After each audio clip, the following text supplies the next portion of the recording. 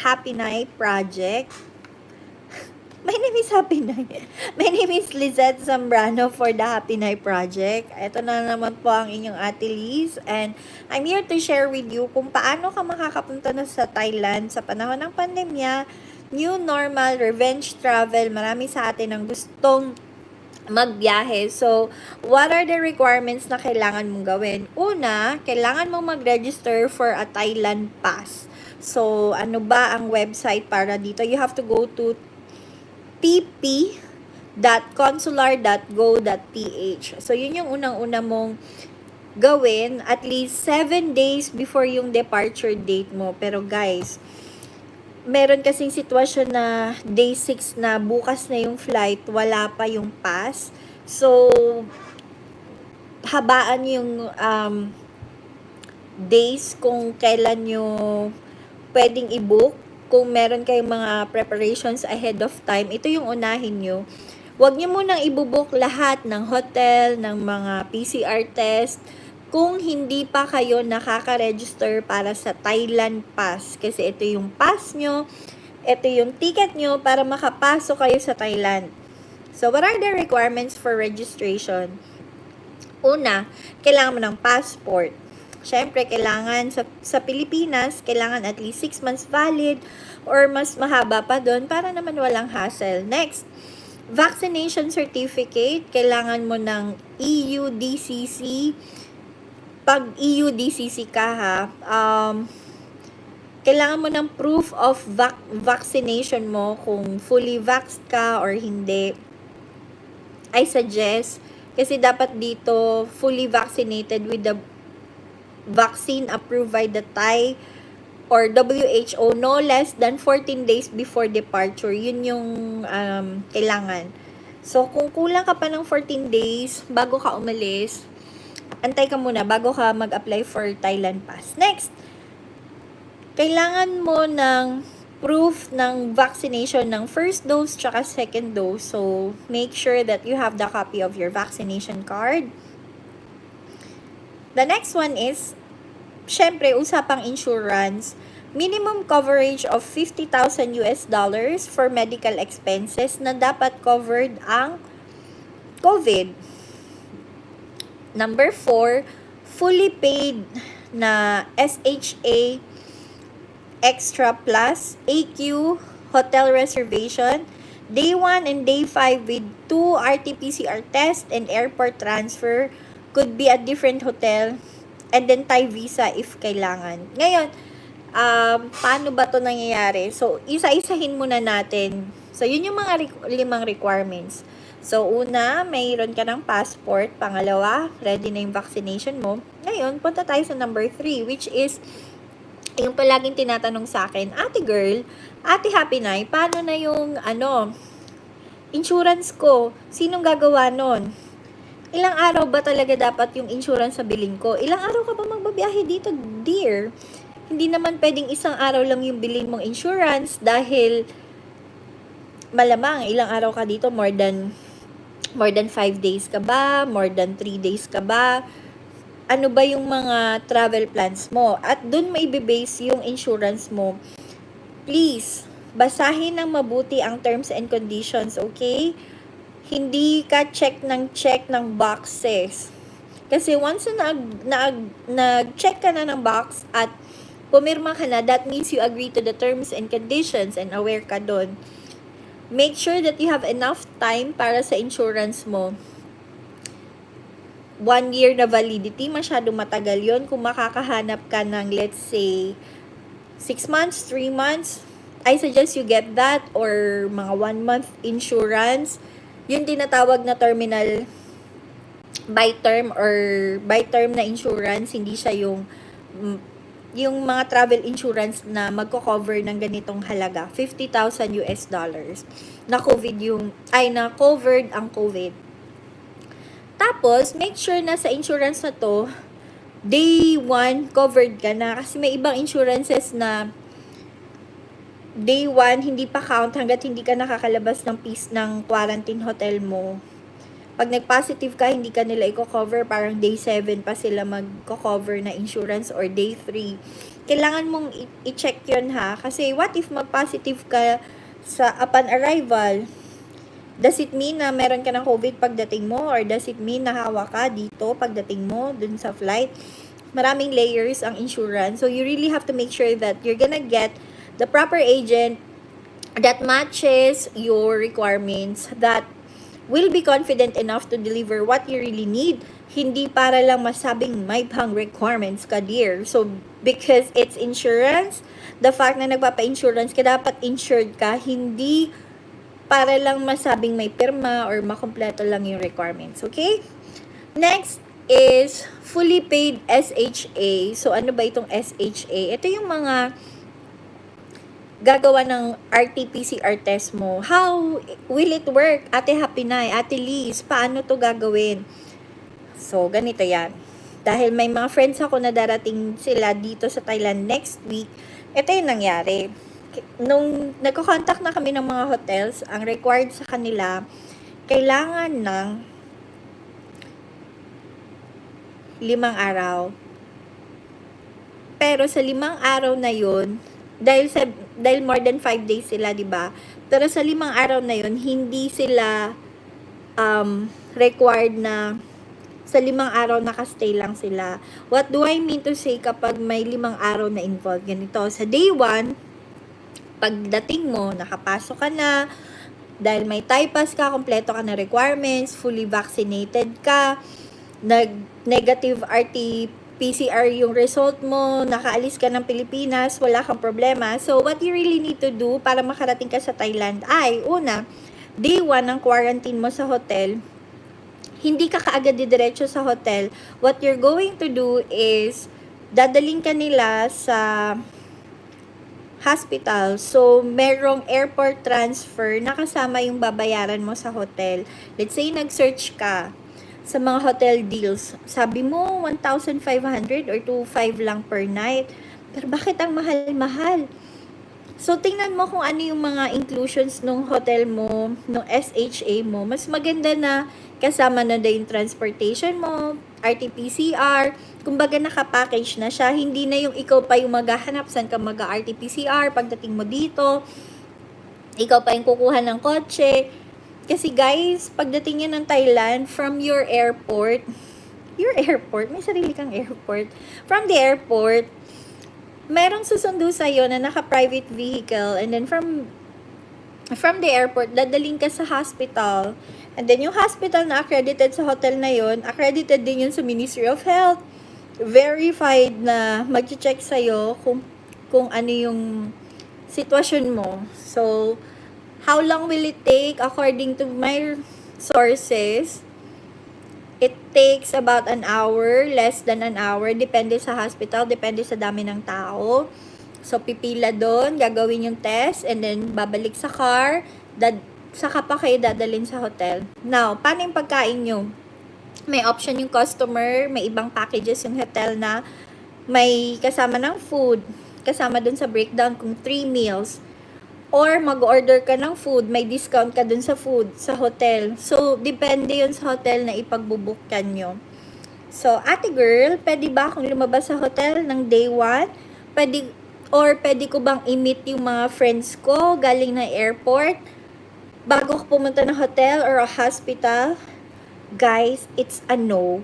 I'm sorry to break your heart, but you're going to meet them on your second day. So, maghintay pa kayo ng the following day bago nyo ma-meet yung friends nyo kasi dun pa lang sila pwedeng lumabas. And it can only happen kapag yung result nila sa RT-PCR test nila negative, cleared sila, and then they can go and they can meet. And regarding the hotel, it depends if they would actually allow you to get into their property or if they would allow you to go upstairs in their room. Iba-iba yung rules. You have to make sure, you have to ask. If you're gonna be meeting anyone, as much as possible, try to go out. There are a lot of local places that you can visit. Doon na lang kayo mag-meet outside. Pero kung if you really wanna meet sa hotel nyo, gusto nyo silang i-treat or whatsoever, you have to check with the hotel reservations officer kung i-allow nila yon. at kung anong day sila nagpapaakyat. So, always remember that.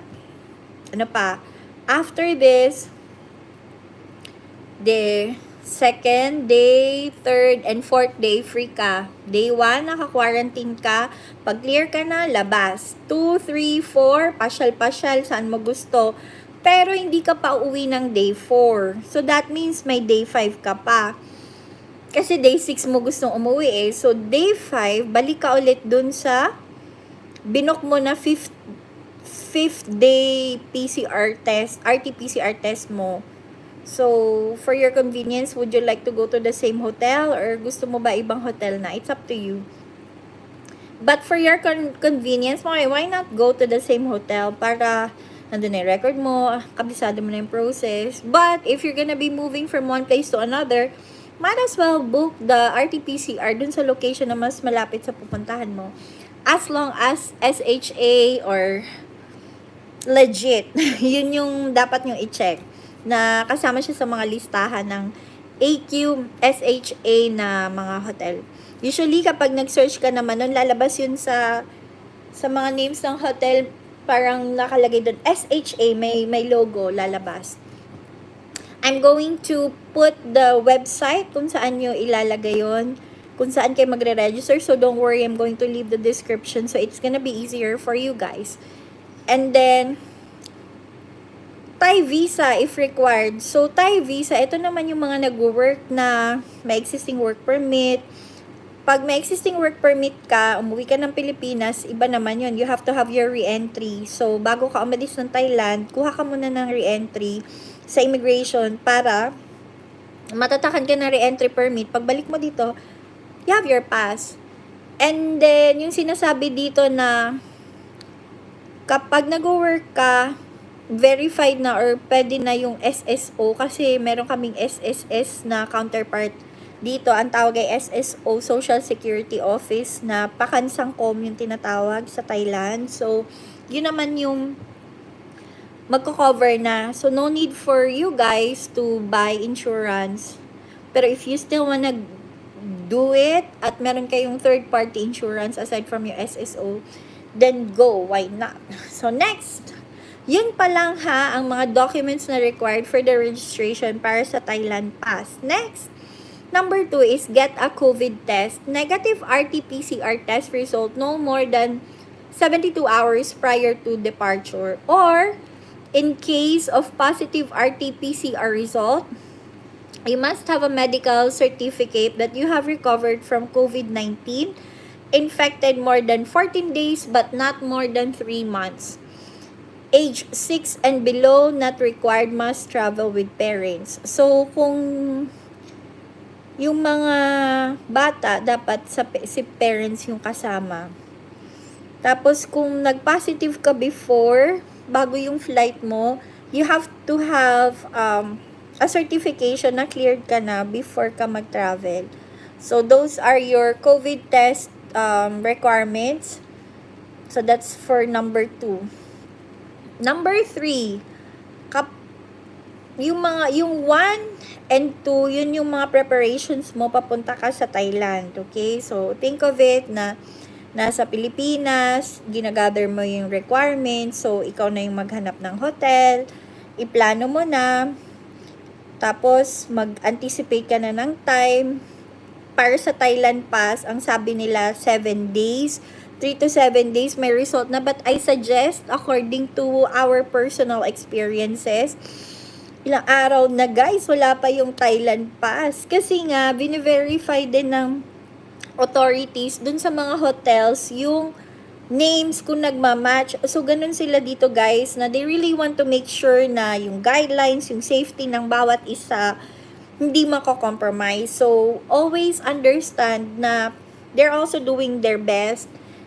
And marami talagang gustong pumunta sa Thailand, guys. So, you really have to do your part in making your research, reserving venues ahead of time, and making a long-term plan na talagang meron kang options in life. You really have to have those options. And then, anyway, enough about my talk. Arrival in Thailand. So, what are you gonna do? Just like what I've mentioned, day 1, RT-PCR.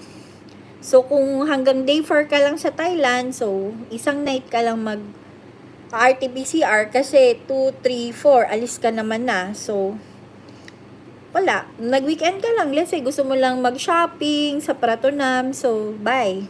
Pero kung let's say, more than 5 days ka, then you still have to do your RT-PCR test na dapat bayad mo na. Hindi yung, ay, teka, hotel lang babayaran ko.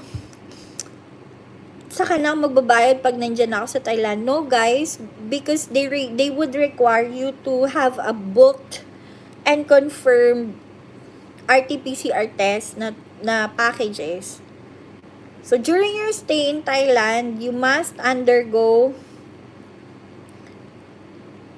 kung negative, you are allowed to travel anywhere in Thailand. So, maliwanag yon. Day 5, you still have to stay in your room. Ano pa ba? Iba din yung sandbox requirements. So, I'm gonna be test and go and sandbox. May mga clauses kasi yung sandbox. Ito, what I'm talking about right now is Thailand Pass. Pero just to give you an idea, test and go sandbox, age below 6. Pag age below 6 yung anak mo, vaccination and RT-PCR test not required but must travel with parents or legal guardian. Once arrived in Thailand, undergo COVID-19 test using saliva testing technique. Okay, so maliwanag, saliva testing lang para sa mga bagets. Age 6 to 11. Vaccination not required but must travel with parents or legal guardian. Present RT-PCR test result issued within 72 hours before departure upon arrival. So, take it na parang tayo na din yun, our adult, na may RT-PCR test sila. Pag age 12 to 17, able to travel alone if vaccinated with 1 dose of vaccine no less than 14 days before traveling.